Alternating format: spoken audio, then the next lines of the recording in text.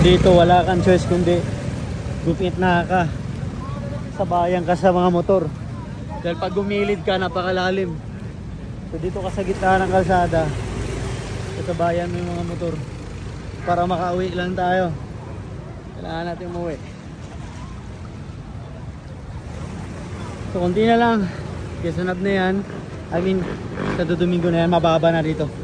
So sa gitna, sa gilid, kanan kaliwa, malalim eh. Sa gitna ang safe.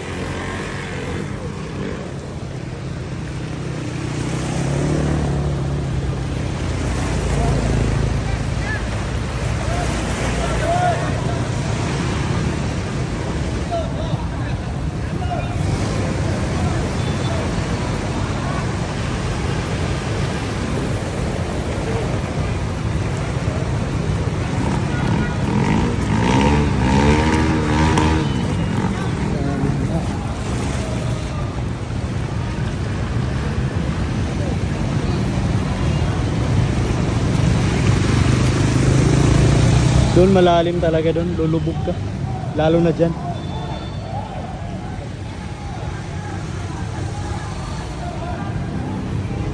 So dito wala na,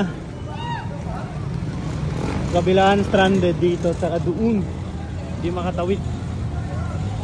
Grabing baha to, ang bilis. Kapaw na yung tubig. Sana di na to umulan. Kawawa yung mga motor. Kailangan talagang